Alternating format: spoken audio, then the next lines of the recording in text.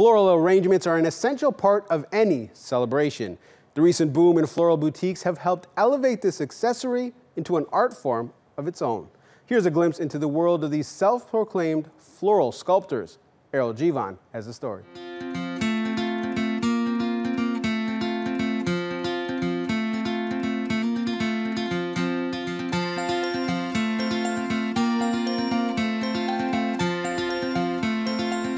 So florism is the art of arranging flowers together, not only in synergistic fashion, but also for aesthetic purposes. Basically, you could take plants that are local or from different phytogeographical regions in the world and put them together to give people positive effects.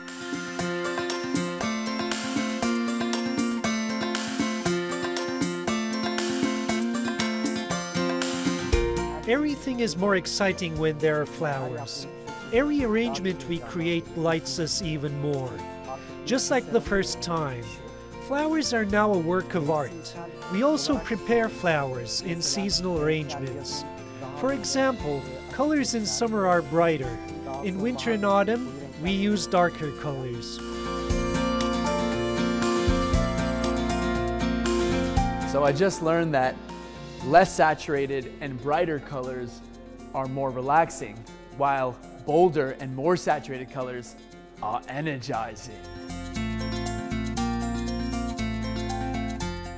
No matter how artificial life can become, we can say it has begun to consciously and quickly shift towards nature.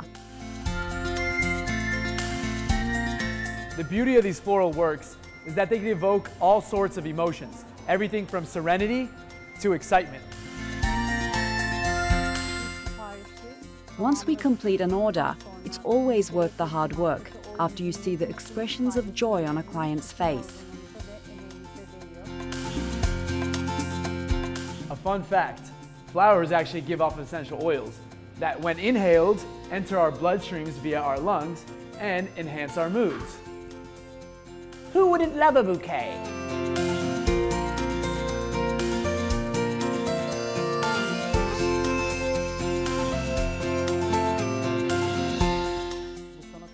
This art is more like architecture. People are connecting florism with fashion. From now on, florism will exist in all spaces.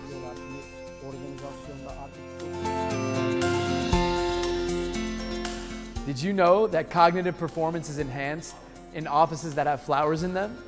Hey, Flora, Spirit Health.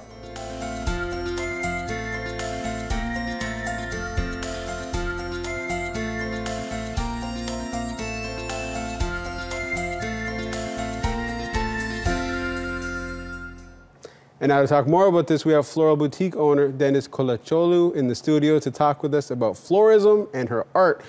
Now, the term floral sculptor is new to me. What is a floral sculptor, and how does it differ from traditional florists? Well, thinking during this creative process, like shapes, texture, variety, if you keep these in mind while arranging the flowers, I think you become a sort of a sculptor in some means. So florism has really gained attention across the world and even here in Turkey. What are some of the dynamics of making flowers, the instrument of artistic expression? What makes florism a trend? Mostly fashion, probably. Before, flower buyers were coming from a more upper scale section of people, but nowadays with the power of social media, Pinterest, Instagram, it started to get infused more in our daily life, I can say. I think that must be one of the reasons. You can't walk down Istiklal Street without seeing women with what do you call it, a headband? With flower patterns and everything, yeah. Is that relatively a new phenomenon, or has that been around for a while? To my attention, I think last 3 or 4 years, flowers and floral patterns are more in fashion industry, and that really attracts women probably, and most of our buyers are women. So yeah. So that's one trend we're talking about, but what are some other trends you can tell us about flowers and how people work with colors and specific kinds of flowers? Well, flowers are a means of communication, I think, and for a receiver, it's a pop of smell and and a smile on the face. So this is very powerful too. As I said before, upper class people more buying or appreciating flowers, but now it's more commonly in middle class too. So that's why we see it most. For some people, it's kind of like a pick me up. If you're feeling down, just smell the flowers, right? That's Yeah. what they say. What do you think about when you're working with these living organisms? When you're making, a piece, what goes through your mind? Well, I consider flowers or any kind as a material. Like in this perspective, I consider myself kind of an artist. Because it's not only flowers or blooms, but the stems sometimes directs the whole design.